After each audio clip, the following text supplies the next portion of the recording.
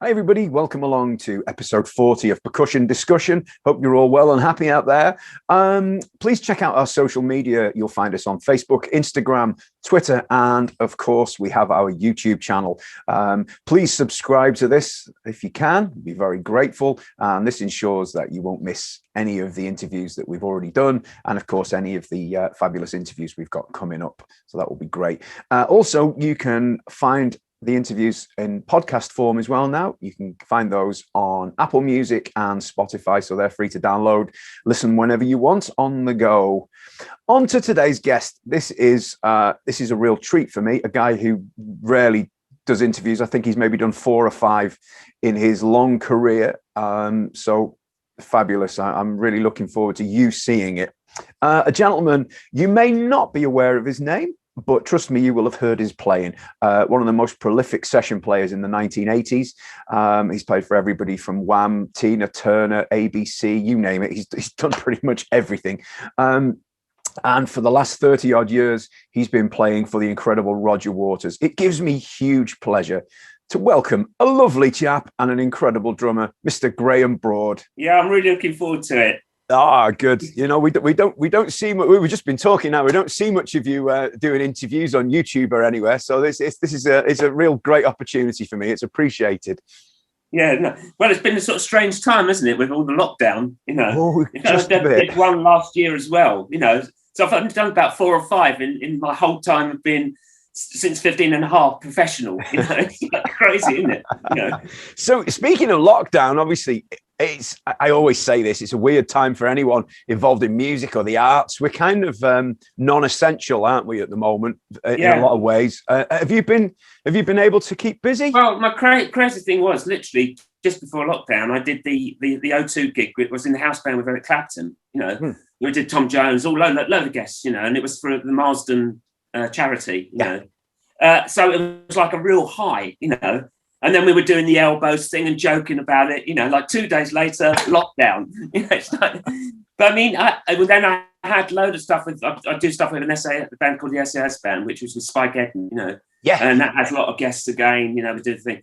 And we had a load of stuff coming up, you know, like about 6 or 7 festivals immediately after that, you know. Obviously, they went down the pan, you know. So basically, really, all the live gigs just, as the same with everybody else, all the live gigs just disappeared, you know. But I mean, I'm really fortunate. I've got a studio, you know. So, I mean, this is my little control room, you know. And then I've got 2 other really good rooms, you know. Lovely, yeah. Light, you know, a big live, and I've got sort of a more sort of funk, moany kind of room, you know. Yeah. I mean, it's only for me. I mean, I don't like anybody else coming in. It's just, you know, in fact, I have had people, but my setup is so for me, you know, and it gets really confusing when other people are here, you know, sort of thing. So, yeah, I've been doing a few things, but there's not been a vast amount of stuff like with everybody, you know. Really? Just some stuff with John Parr and things like this, you know. Okay. And a couple of guys in America, just studio stuff, you know. Yeah. And Chris Spedding did some stuff with Chris Spedding, you know. Yeah. And that's been about it, really, you know. It's been sort of quite quiet, which is really odd for me, you know. Yeah, it's. I mean, can you imagine? And I've said this to a lot of guys as well. Obviously, with the remote recording thing, which opens you up to being able to play on tracks anywhere in the world with ease. Can you imagine if this had been even 15 years ago? It would have been as nigh on impossible, wouldn't it, to do anything? Yeah. I mean, it's a really funny thing because many years ago there was a program called Tomorrow's World, and basically. It was to do with anything into the future. And this was 1980.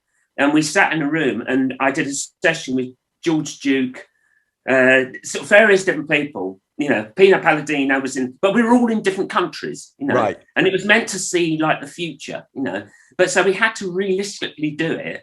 But it took for everything to be downloaded and it took about a week and a half.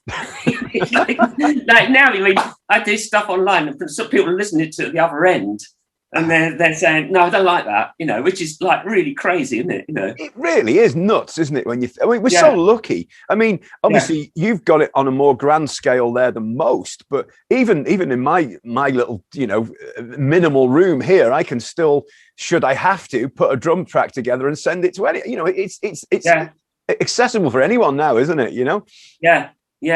I mean, I had a thing with Bill Wymans actually, and he, because I worked with Bill Wymans Rhythm Kings, you know, and he could not get the concept of it at all. So it was explained to him how it was going to be done.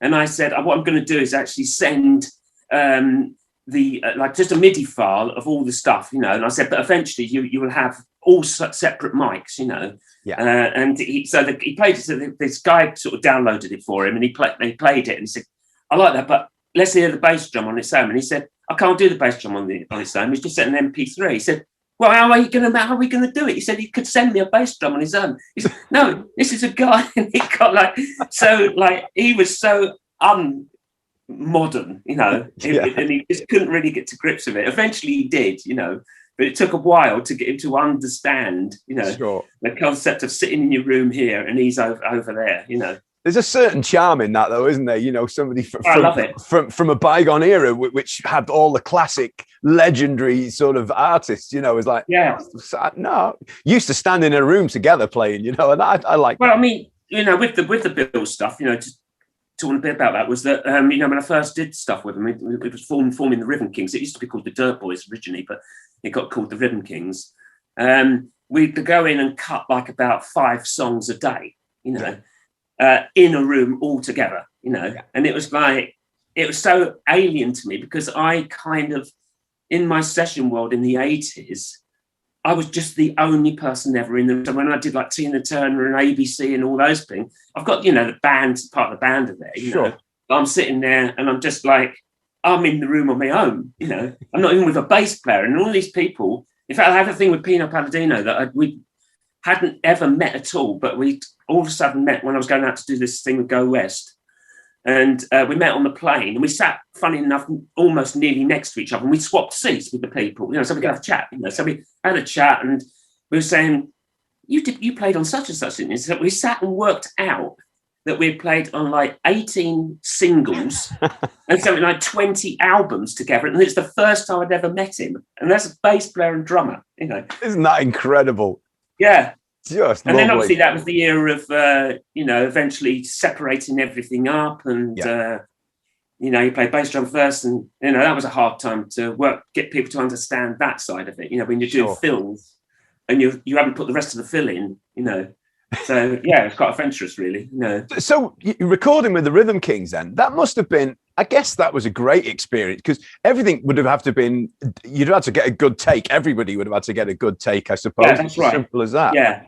Yeah, there was no, with Bill, there was no dropping in. Yeah. You know, that take had to be good, you know. Yeah. In fact, there was one he'd got a track with Charlie on there, Charlie Watts, you know, and Charlie didn't actually finish the song, but the track was going that well that he didn't finish it, but then he finished this later, you know. It's got a thing. And so Bill decides that he wants me to put drums on it, you know. Right, sure. So I said, what happened? And anyway, you know, and he said, well, basically he's got this whole thing of, you know, like everything has to be neat and tidy and leads must be straight, you know. And he said he told the band beforehand, if he sort of has this little moment and the track's great, I will tell everybody, carry on like this, you know. So this sort of moment happened and Bill could see he was getting agitated about something, you know. And next minute, during the track, he'd put his drumsticks down, come off the kit to pick up a bit of paper that was on the floor in front of him, put it in the bin, and then got back on the kit to finish the end. You know, it's like, but the drums were so good before. I said, Bill, you've got to try and just chop it all up and get him in it, you know. Yeah. But he wouldn't. He said, I want you to put the drums on, you know. So you had to replace all his stuff, replace, yeah. Oh, that must have been a strange feeling doing that. Yeah. Well, the funny thing was that when I first worked with Bill, because I mean I love Charlie's drumming, you know, but when I first worked with Bill, he found certain things feeling that you were playing out of time, you know. And this went on, and we had a key player called Dave Hartley, who's just a phenomenal player, you know, and he was beefing with Bill all the time, saying that his timing's like absolutely pristine, you know. And Bill didn't accept it, you know, so we redid these tracks 2 or 3 times, you know, to eventually then I got a phone call from Bill apologising and saying, do you know what, Gray, I'm really sorry. He said, I've just worked it out. spent 25 years, 30 years with Charlie.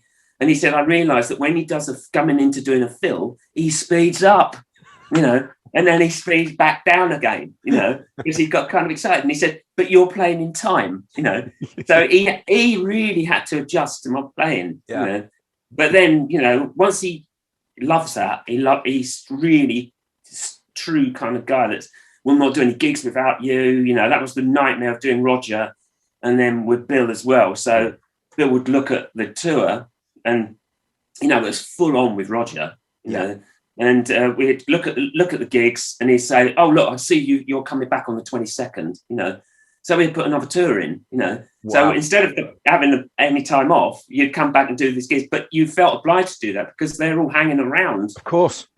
Just because he wants to be with the drummer he loves, So scheduling a tour around your other commitments, that's pretty, that's a hell of a compliment, isn't it?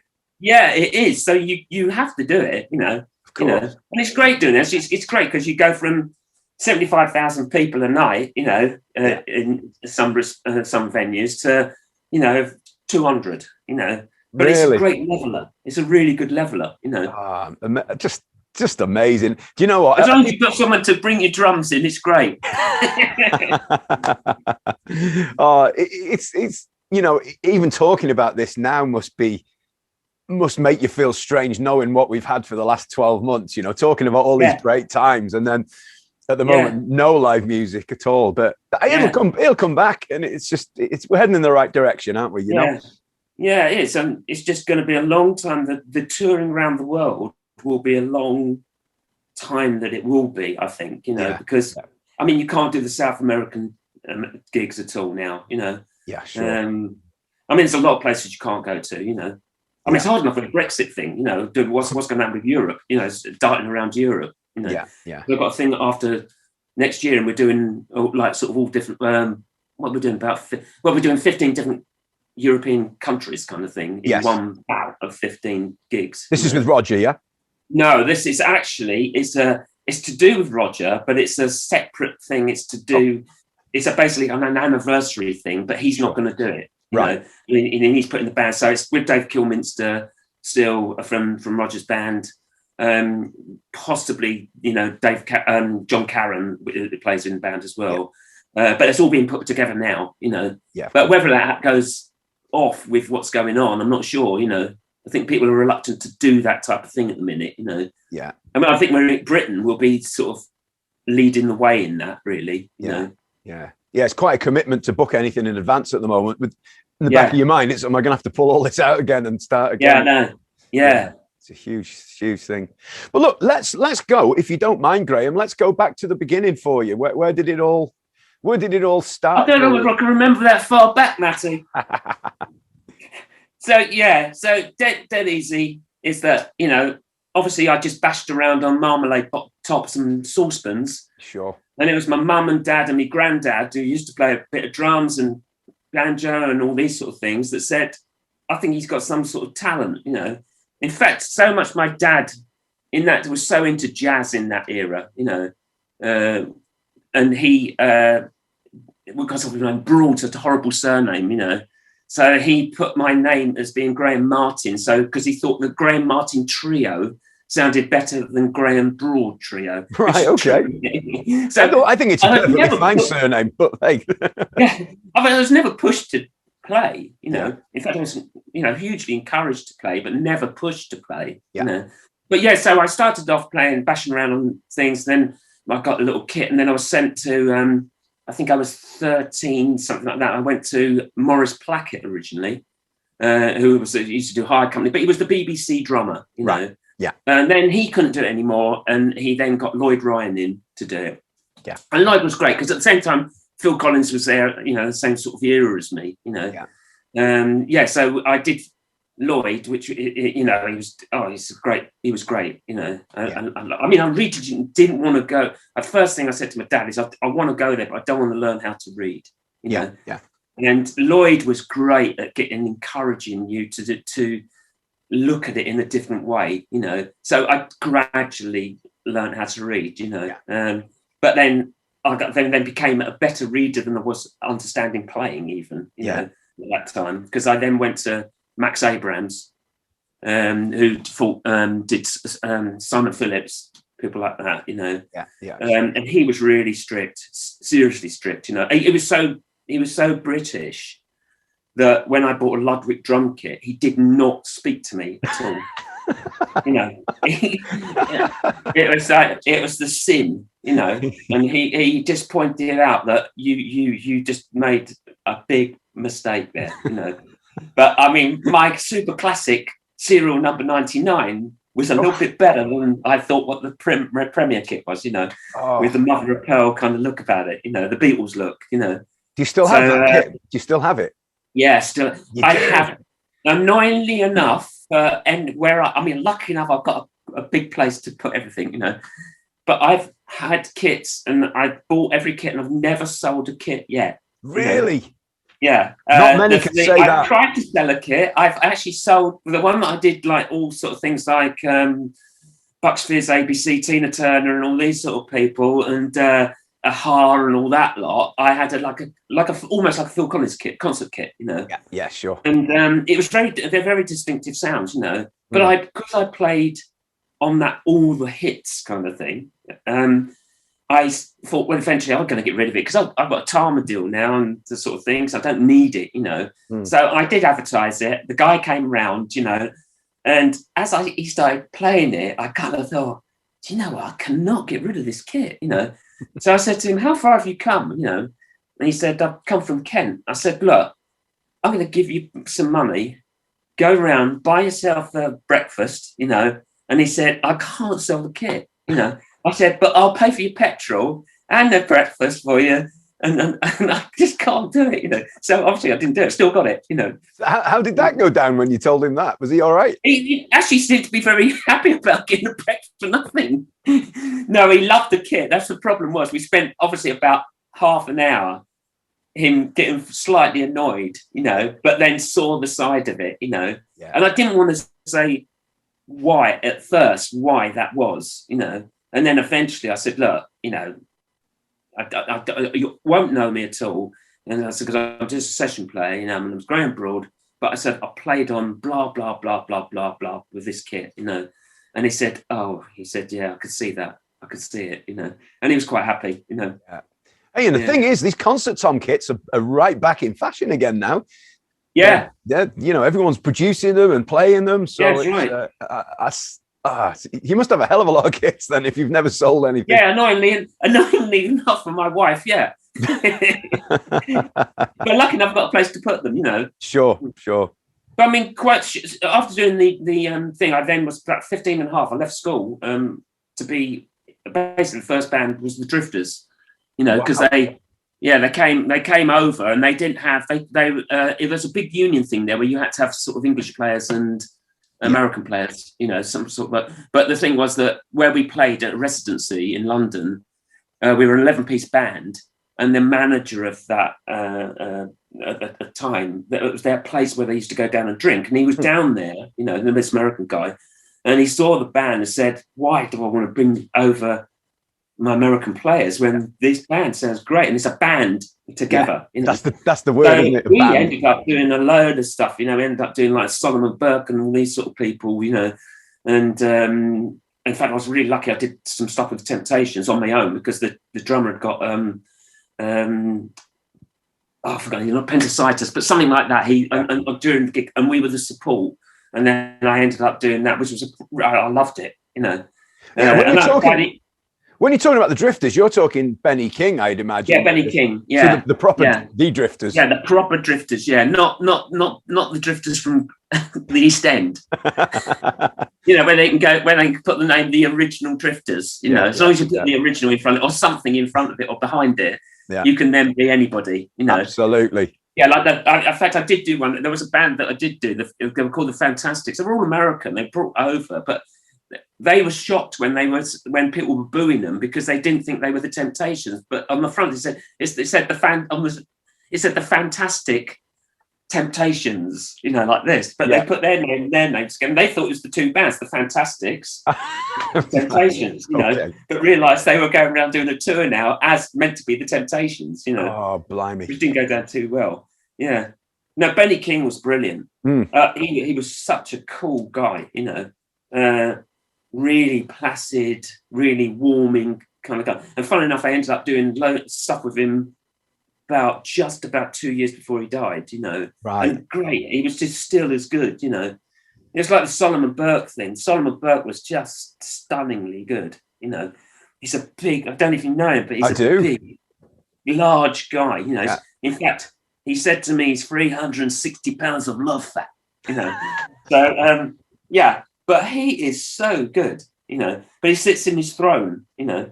Solomon Burke, She Wears My Ring. That's Solomon Burke, isn't it? Yeah. Yeah. And Cry Baby, all those sort of songs, you know. Yeah, it's really good, you know. Yeah, so did the Drifter, did that sort of side of it, all that. Then I ended up being in a band, you know, and the band's kind of thing never really worked, really, you know. I mean, it did. They were great bands. One was Bandit, and one was Grand Hotel, which almost became what Go West was. So we were sort of an early stage of Go West. Grand Hotel was. Yeah. But it got this, you know, sort of band things where you all of a sudden you get the record deal. You're in the studio, and the singer and someone else thinks that they want to be stars more than anybody else, so they're gradually almost ditching the band out, you know. Yeah. Even before you've got the album out, you know. So it happened twice, you know, and it was so bitchy, you know, with management and everything. And I thought, I don't know, I just want to be on the other side of this now, you know. So I then heavily got into sessions, you know, doing jingles, so on, and that's how I started. Yeah. A lot of the jingle writers in that era ended up being, I mean, Andy Hill, who wrote tons of jingles because he was good at doing commercial songs, ended up being the Bucks Fizz guy, you know. Yeah. He wrote everything for Bucks Fizz, did Celine Dion, you know, and all these sort of people, and Peter Cetera out of Chicago, because he could write a great song, you know, because he had the commercialism of jingles, you know. I mean, jingles aren't like they're different now, you know. Of course. They're not, they were hooky songs always, you know, a Mars a day helps you work, rest and play, and all these sort of things. They were just little hooks, you know. Yeah. Earworms, I think they call them, don't they? Yeah. Well, you know, in the 80s, you were kind of like the British Hal Blaine, weren't you? There was you, Charlie Morgan, would you say? You were kind of on everything at that point. Yeah. And we were really lucky. Yeah, you know? It was kind of a real, it's the time to be around, wasn't it, as a session player? It was a great time. I'm really glad that I was in that era, because it was literally, I mean, it was a lot of times it was like 3-hour sessions. So you'd be in Whitwood Street CBS, you know, and you'd be doing the Martini jingle, you know, and it'd be 32-piece orchestra. And literally they've been booked in afterwards to do a rock and roll session, you know. Then the whole place would be stripped, rock and roll would happen. Then it'd be the pop session, you know. So, I had like 3 kits in different studios going around, you know. And then the great thing was that people then started to ask me, when I got a name, and people asked me, what's the studio you love, you know, for getting the great drum sound. So it was perfect for me to go, right, Olympic, you know, Mayfair, you know, studios. And you pick your 3 studios, and then keep your kits there, you know. But then, I mean, I was, you know, as well as doing that. Obviously, then a lot of artists, or that, you know, when you played on the stuff, they wanted you to do Top of the Pops, you know. Sure. So, I mean, one time I ended up doing 3 people. No, what did I do? 4. Well, I did 3 people, appeared with 3 people on Top of the Pops, but actually was on 4 songs, because I used to song with dancers, you know. In one evening, in one show? In one show, yeah. Jeez, who are they? Can you remember? Brilliant. Well, I did Go West, I did ABC, then I did Natasha England with Iko song. Right. My grandma and your grandma sitting by the fire. Yes. And then the other one was just Bucks Fizz, you know. Right. Oh, no, it wasn't. I'm not talking about. No, the other one was the Tina Turner one. What's Love Got to Do with It? Yeah. So, obviously we didn't appear with her. She just had the movie, you know. Yeah. But, did you play on that song? Yeah, I played on What's Love Got to Do with It? I Can't Stand the Rain. You Don't Need Another Hero. And then, that's that album. So half of Terry Britton's side of it I did. And then on the next album, again, it was split. The album was split with different producers. so I did again all the stuff with Terry Britton again on that one. You know, in fact, actually, that one, it was a bit of a strange one because that ended up having. We did the album. The record company decided that they needed to have names on it, although the album was all done. The second album, you don't have any names on there, you know. So they got people in like Phil Collins to come down and do like a percussion or a tom overdub or a hi-hat overdub, you know, purely to get the name on. Name on, yeah. So the name went on, you know, and we were then sort of ditched down the names, you know, but. That's when people used to look at back of album covers and sell albums on people who's played on it. You know, different era, wasn't it? I mean, so you played on "We Don't Need Another Hero." That's a hell of a big drum sounds in that one, isn't it? Yeah, that's a great. I mean, Terry was into all the sort of really old Al Greeny type of stuff. You know, you really didn't. He never really wanted you to pinpoint accents or anything. You just sit and groove. Yeah. You know, or I can smell rain. It's all pretty thing. But then you do little things afterwards, or you did one little thing. That was it. Don't want any more than that. You know, don't. When you do the fill, don't play the cymbal. You know, at the end. Don't lead it in. I don't want any lead-ins. You know.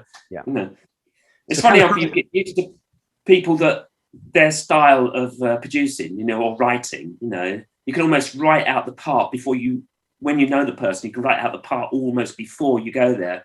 Because, you know, like Go West loved never coming in on one. You'd always come in on two, you know, you symbol high, you know, whatever, you know, you change it around a bit, you know. Yeah. There was all these different things, you know. But definitely the Tina Turner thing was a bit of an experience because she was stunningly good. Yeah. Was she ever there when you were recording, or was she? Once I saw her do the recording. Literally, she was in and out, you know, and she was like a powerhouse in the studio. She sort of struts, you know, when she sings, you know, as she does on stage, really. Sure. You know? One of them, though, there was only one song she really struggled with, and I wasn't there for that, but she basically couldn't get to grips with it, you know. But she, you know, and ended up, you know, she ended up doing it, obviously, you know. But otherwise, she was always in there, in and out, very quick, you know. Yeah. It was a great era, that. You know, that's an era that won't come back. Yeah, you know, I can't ever see it coming back. You know, the amount it's like a conveyor belt. When I was kind of 10 or 11 in 83, 84, I was heavily into the rock stuff, into, you know, Iron Maiden, AC/DC, and I used to dismiss all of the pop stuff at the time. I was like, rubbish, you know. And then as my sort of as my palette broadened, if you like, I used to listen to some of the stuff that was produced in the 80s. And I might not like the song, but you suddenly realize how great the musicians were that were involved in it, you know. Well, if you take the you know, because Bucks Fizz, people belittle Bucks Fizz in that era, you know. And I remember musicians, the Bucks Fizz, you know, bloody hell, you know. But then when we had to do the tape swaps, you know, for Top of the Pops, where you have to go down and play the track, I thought, well, these people that are sort of going about Bucks Fizz, I'll get them down to do the tracks, you know. Yeah. Get them down to do the tracks, and they've now had to learn it the day before and go, bloody hell, that's a ridiculously difficult part, you know. And it's changing. It's a bit like when I did the stuff with the Bee Gees. I thought Bee Gees was a pop song, you know, and it was just, you'd sit there and you groove the song all the way through, you know. But it doesn't do that. It subtly changes every verse, or, you know, and it isn't normal standard structures as verse, bridge, chorus, middle, eight, down, you're off, you know. Yeah. It has difference. It's a bit like Roger, really, Roger Waters, you know. You can't not concentrate on that stuff when you're doing, you know, 17 minutes of a song that will subtly change twice only, you know, and in an odd place. You are sitting there on the edge of your seat sometimes, but it sounds so simple, but it's so complex, everything, you know. And it has these little changes that makes the song sound fantastic, you know. I mean, the Bucks Fizz stuff, I mean, Camera Never Lies, it's got all those these sort of starts and middle breaks of drum things, you know. So like Land of Make Believe came out of basically Andy Hill said to me, the songwriter producer said, what sort of drum pattern have you always wanted to play on a session? He says, because this is your chance, you know, you can do it. I said, well, I've always loved doing sort of like reggae kind of thing, but doing it slightly different. So He said, so right, we'll just work out first chorus, whatever, and just go mad in the middle 8, do whatever you like, solo, whatever you want to do, then go out, blah, blah, blah. You know, so started the, and that was the, you know, but it's like a great track underneath if you listen to it, you know. Yeah. But I was terrible for dismissing it. And thankfully, you know, as I got older and wiser, I was like, do you know what? Listen to some of the, I'd like to bring up Wham because although I was never really a massive fan, I used to listen back to the musicians and it'd be like, Jesus, just listen to this. Playing in that, yeah. I mean, that was really. I mean, I did their demos originally when they were still at school, you know, and I just vividly remember coming back to my wife and saying, "Bloody hell, there's there's 2 kids, but there's this guy called George, the main singer. It's just going to be. I mean, at this minute, he's a sort of little tubby, little short guy, you know, because he's still at school, you know." And he then, you know, they then got the record deal, you know. I just said, they're going to be huge, you know, not because of anybody else, but George, you know. Yeah. So when we first started doing the album, he hadn't written all the songs, and it was really odd because he could have sat there. This was the year of the Lin and the DMX drum. Yeah, he could have sat in that room and just had that playing away, but he wanted me to sit there and play with, you know, as a real player, and it was like him and me for a couple of days, just doing grooves, you know, just sort of doing idea while he just sat and played on the Juno 60, you know, and wrote us some songs. It's kind of, you know. Amazing. So yeah, but then you've got people like Dion Estes that came in to play bass, and you know, there's some great stuff on there, you know. And the thing is, it was all pre, you know, Pro Tools. What you heard is the performance that was played, isn't it? And, I mean, and some great songs on that first album, I might add. Did you play on the likes of Club Tropicana and things like that? Yeah, so did all these and you know, Young Guns and all that lot. Yeah. It was the sound actually that was done at Maison Rouge in Fulham, and it had a great drummer in actually there, you know, and that's where Duran Duran did everything, and when they had Steve Ferrone in the band, you know. In fact, I went down there one time. Steve said, "You've got to come down," you know. He said, "I'm here for about a year." You know, I said, "Oh yeah." He said, "Why is that?" He said, "Well, I'm doing Duran Duran." But he said, "They hardly hear," you know. He said, "Come down. We've got this great drum room to have a little mess around," you know. So which we did, you know. It's quite funny, but you know, it was really good, you know. But it was a real boom sort of period, wasn't it? You know, and you mentioned Go West, who I've always had a soft spot for. You and Pino in that band. Yeah. Did you tour with Go West as well? No, I was about to tour, but what actually happened was that all of a sudden I got the Tina Turner thing and things like this, and they had a bit of a dispute with the management, and it was sort of getting all a bit sort of not as though it was going to happen, you know. Yeah. So I just did like the TVs, live TVs, whatever they did, you know. Yeah. But I mean, the album, the scenario of Go West is funny enough that when I mentioned a band earlier called Grand Hotel sort of semi-discovered Go West a bit, you know, and they did demos with them. You know, I didn't do the demos then, you know, but then all of a sudden part of Go West were there, and it was a bit like a Go West band, you know, a bit like a Grand Hotel band, sorry. We did it in the budget for the first album was something like £26,000 to do it in this tiny little studio in I think there was a studio there. In fact, Marcus. There was a studio called Marcus there, and we were in the one called Rooster. This little studio, tiny little place, you know. Yeah. In fact, not much bigger than this room that I've got here. You know?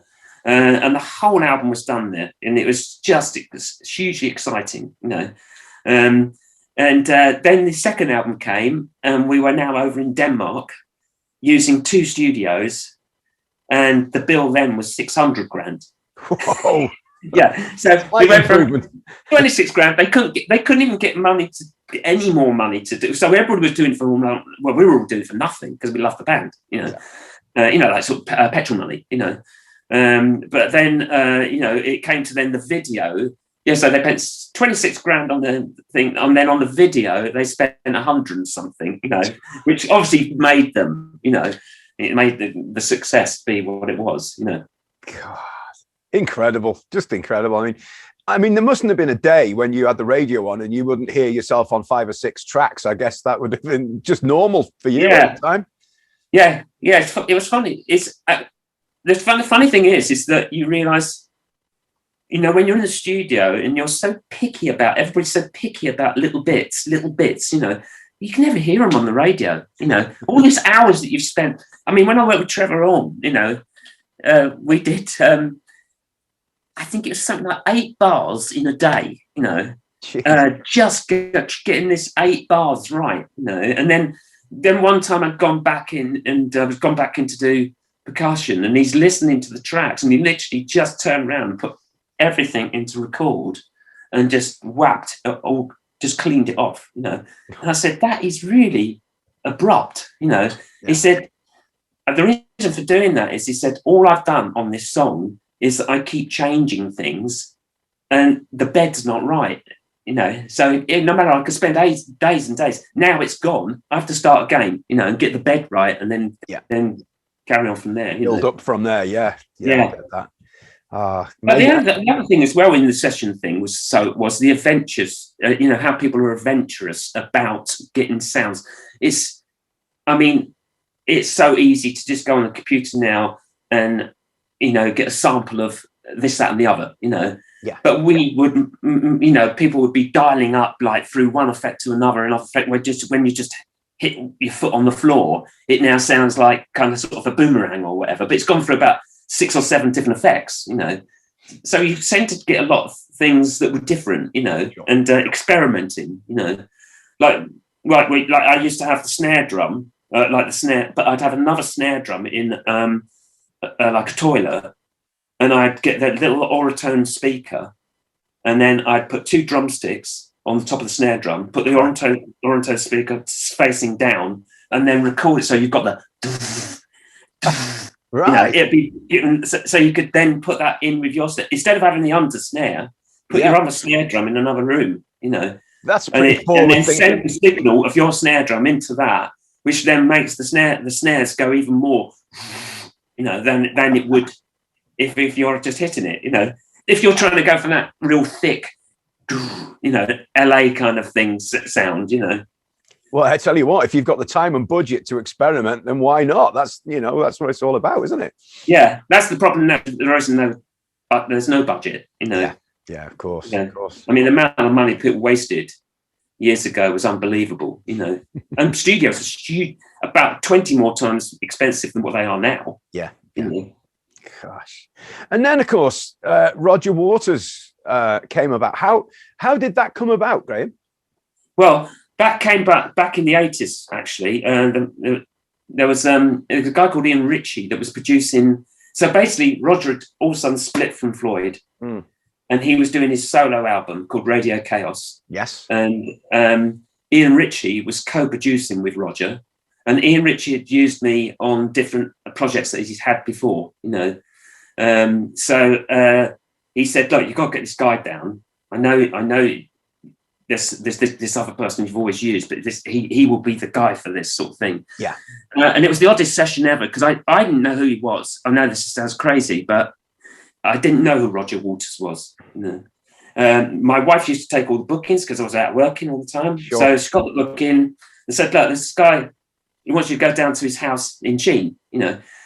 So I arrive at this whacking great big house, you know, and I thinking to myself all the time, as I walk in there, there's no memorabilia of anything up at all. There's nothing up. No clues. I've got no clue. I'm now thinking this guy is probably a Hedges sort of guy, banker, that really wants to just get a little album together and think. But when you heard the song, you think to yourself, no, this is a little bit more than that, you know.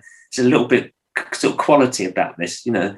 Eventually, I then had to go to the toilet, you know, so walk into the toilet and it's laden full of letters, you know, and it's all pleading letters of, "Oh, gracious Roger, how your lyrics have helped me this much for when you've written all the lyrics for Dark Side of the Moon." I went, "It must be Floyd." Yeah. Oh, lovely. In fact, one other thing was that, just saying that to do this session was that we then we went. He said, kept looking at his watch all the time, you know. And we hardly hadn't really played, hadn't done anything, you know. And he's looking at his watch and he's going, should we have a break now and go down and watch a movie? You know, and we went round down to this thing because he'd been doing the music for a movie and got a preview. We got a hired car, a big limo car came, picked us up, and we're sitting there drinking beer and eating our meal whilst watching his movie. We go back to the studio and said, what are you doing tomorrow? We'll finish it off tomorrow. Yeah, so we started with Radio Chaos, did the whole tour. So that was 1980 something, you know. You played on the album as well.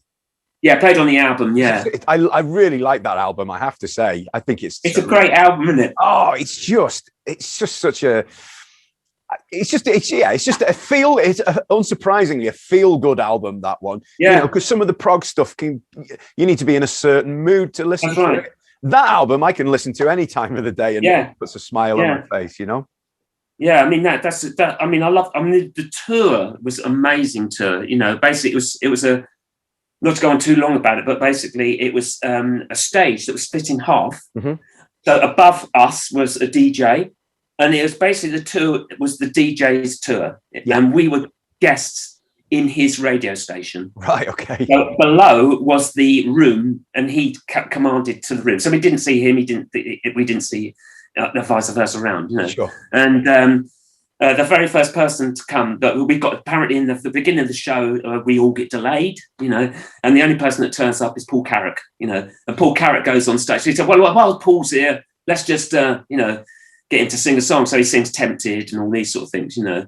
And then the band arrive, and we do the thing. But during the song, you know, because the album's doing with, you know, this guy that's got cerebral palsy takes over the radio station, and eventually that he can take over to destroy the world. And that's about the tour, you know. Perfect. So it was a great idea, you know, and he should do that one again, you know, because it's all his own stuff again, you know. It's great. I mean, I love Tide is Turning. I think that's just a beautiful song, you know, with like the military. Yeah, it's just beautiful playing. I love it. When we did the Berlin Wall, which was when the wall came down. Yeah. And that was just a great atmosphere, because that was our last song on that show. Yeah. But just looking out at which was where like nearly 1 million people out there, you know, and it was just it was huge, the show, and anyway, it's too big for its boots, really, you know. Yeah. I think it was like something like, they said there was 1,700 people working backstage on it, you know, with the different people. Yeah, that's how big it was. Yeah. And it had, you know, there's cherry pickers in there. They had proper great big articulated lorries with different cranes on, you know, to do the puppets. Because, I mean, it was huge. The wall went from from East Germany into West, all in the Potsdamer Platz area. Yeah, and it was like, yeah, that was, but the Tide is Turning, just after all that, doing the album that we did, you know, doing the wall. Yeah, it was a great song. You know, it was real calming and beautiful. Great. Yeah. Song. I mean, talk us through that gig. I mean, the excitement. I mean, I guess when you've done lots of gigs to different amounts of people. When you get to something like that, the excitement you must get excited about a gig like that. Am I right? Yeah. Well, especially because everything is so strict and it's all done to film, graphics, you know. But years back it was the film, you know, but I mean, it's down to graphics. When Roger starts to get to a project together, he's on his own with someone else. Yeah. But he's just putting on the CD of the tracks, and they're now cutting everything to the CD. Yes. You know? So when we have to then do the gig, we have to then link that up together. So I've got to give clicks to everybody to make sure we're in time with the film, you know. Yeah, so sure. It's great when you sit there and you spend a month on this, just putting clicks together and locking it all up together with the video, and you're looking at it as well, what it's going to be. Because that's the only time you're ever going to see it. Sure. Because when you're playing it, you never see what's going on. You know, as a drummer or the rest of the band, because it's all behind you, you know. Yeah. But what's great about that was that God is clicked, you know, when you're on stage, you know, especially when you're working with film, you know. Yeah. But so if God went down and he didn't decide to click anymore, you could look at the film straight away, because I knew it that well, and go, right, I know where poppies are coming down, we're here, you know, and which then they get it all back together and we'll be back all right, you know. So it was quite, but I mean, doing the gigs, you know, I got to the point of last lot when we did Buenos Aires, and we did 9 nights at the River Plate Stadium. That's 75,000 people, consecutive nights. Wow. You then start to go, wow, you've got to appreciate this, instead of you get into that thing of doing 4 years on the road of going, yeah, this is great. It's another big gig, but when you look at it, and then when we did then Mexico City, and there was 3, it's a great video. If anybody watches it, it's about us doing pigs, and it's probably still on the Roger Walters Facebook site, but it shows you 300,000 people, and as you looked out, they're all down. It's the main square, but they're all down the roads. You see, they're miles down the roads, which they had delay towers so that everybody could hear it, But you then go on and go, that is a big gig. Otherwise, you get wrapped up in always doing big gigs. You gradually it gets a bit blasé, I think. It's a pressure gig, though, isn't it? It's not an easy. It's not 4 on the floor, is it? Let's be honest. It's a really strict gig. Roger watches that show every night. And so even visually, if you saw the gig at the first part of the tour, by the end of the tour, it's totally different. He's forever changing visuals, but he is refining your playing every minute. When I first worked with him, which was Radio Chaos, was that we'd be on the plane, and you'd go to your seat, and he'd go, no, you're sitting here.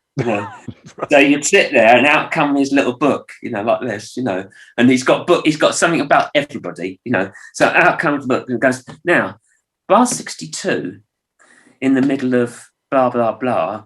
I don't want you to do d. I want you to just go bing, bing, bing. Okay, right? And you get this whole list, and you think he's never going to remember it on the night, is he? So you think. But then you realise that every bit that he sat there with you he'll start walking over close to you, and then he'd look and then give you a little bit of a look, going, right, that's better.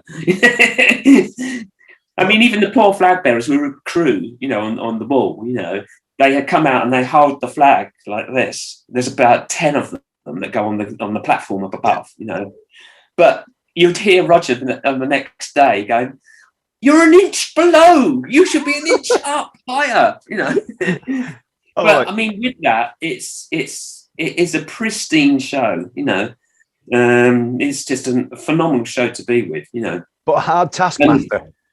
Yeah. He knows what he wants. That's not a bad thing, though, is it? Really? No, it's good. Would you rather that than the other way of just whatever, Well, in that situation with that, and he's true actually. It's basically, you start doing a tour. I mean, it's different bands have different things, but for him, you've got to be restricted and don't, as tour goes on, you start playing a bit different, you start adding a bit, you start doing, and he's forever pulling you back, going, no, that doesn't need that, and if it does need it, then he goes, I think we should look at this and sit there, and you sit there in sound check and you go, why do you think you should keep playing that, and you can give your idea, and it's either batted down or he goes, that is a good idea, Looks like Welcome to the Machine is one prime example. Welcome to the Machine never had drums on it at all. It's just going, dude, this big low bass thing, Welcome to the Machine. But I thought, this cries out for drums, this cries out,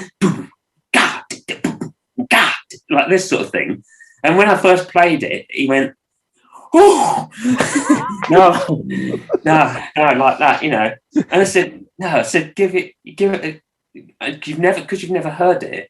I said, but give it a chance, because it's new to you, And there's always that as drums had to be in, Yeah. And I thought a really great compliment for me was, not that it was a compliment that I ever got complimented with, but obviously then I did go see the Floyd show after I know that they'd been to see our show that era, and all of a sudden they're Nick's playing gut. Yeah.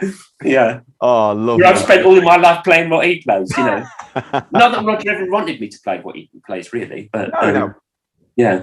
Well, do you know, there's one thing, I know you've got to go. There's one thing I'd like to ask you, and that is in time, you know, the rototom part.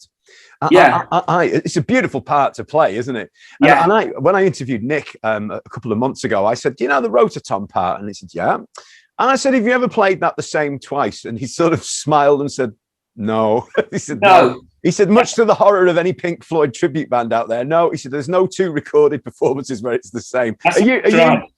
Is Roger a stickler for it being the same, or do you? With the rototom thing, not a stickler at all with that being the same. That was how you kind of fancied it. What I always did though is, I must admit, I always started it having the same sort of flavour that Nick always did, just a little, a big you know. But then I would then take it and gradually build it into my own thing, you know. Yeah. And a thing that I always did, different to anybody else, was because on the record they've got the rototoms, and they've got instantly the drums then start playing you know. But the achievement is to get from your last fill, which is now over here, to get on your seat and do the do, you know. So I'd be like spanning out like sort of like this. And then getting on my feet, you know, which I love doing. But I've noticed now that Nick never does that. I mean, he just sort of stops and he just then gets on his seat and then does do. Potters over. But of course, when your rototoms weren't really near the kit, were they? They weren't part of the kit as such. It was a separate entity, wasn't it? Yeah. See, that's sort of, you know, I'm just trying to do the sort of showbiz bit, really. Yeah, you know, sort of the excitement. But I mean, it's well as much as you can get you know, I was always, in a sense, hated as a lot of people, you know, because they were so into Nick playing, the ardent fans. But after 32 years, I got the thing of them going, yes, you know, because what we actually gradually got was it's all kids now. It's all like 20-year-olds coming to see it. I know you've got the old school people coming that probably still don't like you know, because you can't replace someone really, you know. But the kids love you, you know. I mean, all the South Americans and the Italians and people like that seem to love the way you play, you know, which is quite nice instead of being sort of, oh God, no. I mean, what sometimes you see the audience, the hardened fans, you see the audience go to do the drum fill, you know. And then you think, no, I'm not going to play that one, you know. I'm going to do something different, you know. Well, look, Graham, I know you've got to go. I can, honestly, this has gone so quickly. I don't know, almost an hour gone already. It feels like 5 minutes. It really does. So maybe we could do a part 2 to this one. If it's hard to cram your life into. It really is. But look, thanks for your time. Honestly, thanks a lot, Matty. Really enjoyed it. Absolutely fascinating. Thanks very much, and hopefully you get to see you soon. Yeah, definitely. Yeah. Cheers. Thanks a lot. Yeah, thanks, Graham. Matty. Thanks, mate.